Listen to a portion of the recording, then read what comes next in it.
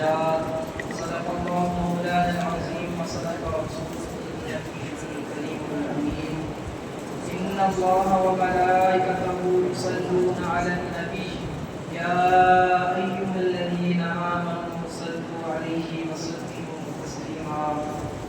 اللهم صل على محمد وعلى آل سيدنا ومولانا محمد وعلى آل سيدنا ومولانا محمد وعلى آله وبارك وسلم.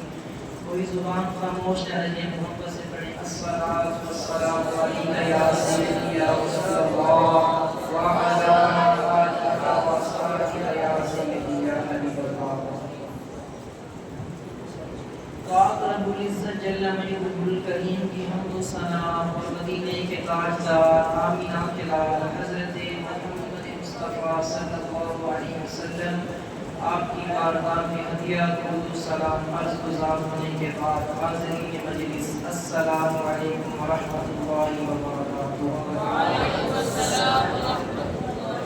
اس بزم میں کسی دنیاوی فن کا قصیدہ نہیں پڑھنے آیا، بلکہ میں اس مقدس جماعت سے مخاطب ہوں جس کے ذکر سے آسمان کے فرشتے مسرور ہوتے ہیں، بلکہ میں اس مقدس جماعت سے مخاطب ہوں جس کے بارے میں حدیث پاک میں آتا ہے اللہ رب العزت جس کے ساتھ بھلائی کا ارادہ فرماتا ہے اس کو دین کی سمجھ بوجھ عطا فرماتا ہے. خوش نصیب ہیں آپ لوگ کہ اللہ رب العزت نے آپ کو دین مصطفیٰ کا شوق کی دعوت چن لیا ہے. عزیز طلباء یاد رکھیں، ہم یہاں صرف کتابیں حفظ کرنے نہیں آئے، کتابیں نہیں پڑھنے آئے، ہم نے ان کتابوں کو اپنے کردار میں ڈالنا ہے. عزیز طلباء یاد رکھیں، دین مصطفیٰ کا علم محض معلومات کا نام نہیں ہے. دین مصطفیٰ کا علم محض معلومات کا نام نہیں ہے، یہ نور ہے، یہ نور ہے جو سینوں میں اترا کرتا ہے. خدا مجھے کسی طوفان سے آشنا کر دے کہ تیرے بہار کی موجوں میں اضطراب نہیں. مجھے امید ہے آپ میری باتوں کو سمجھ رہے ہوں گے.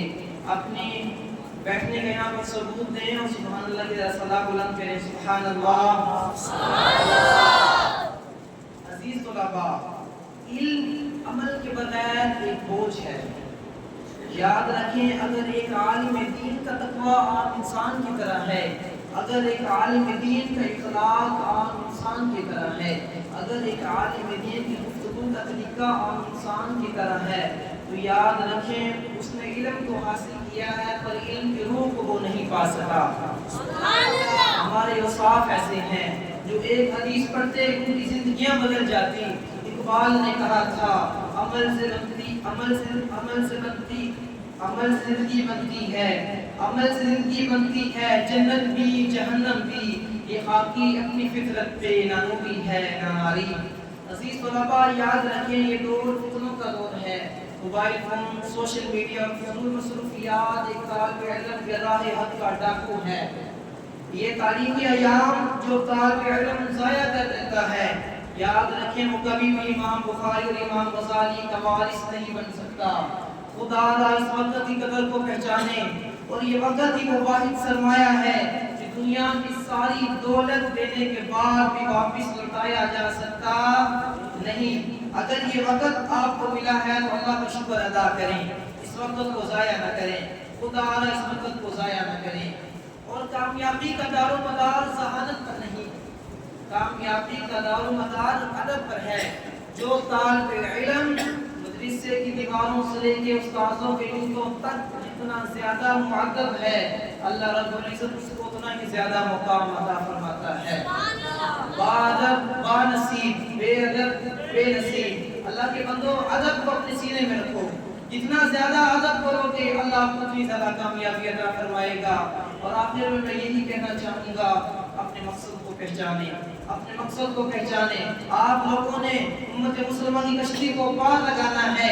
اپنی راتوں کو بیدار کریں، اپنے تقوی کو جلا بخشیں اور انسانیت کو دکھا دیں کہ قال اللہ و قال الرسول کے پڑھنے والے ہی اصل میں انسانیت کے رہبر ہیں. اقبال نے کہا تھا ستاروں سے آگے جہاں اور بھی ہے، اب عشق کے امتحان اور بھی ہے. تو ہے شاہین، تو ہے شاہین، تو ہے شاہین.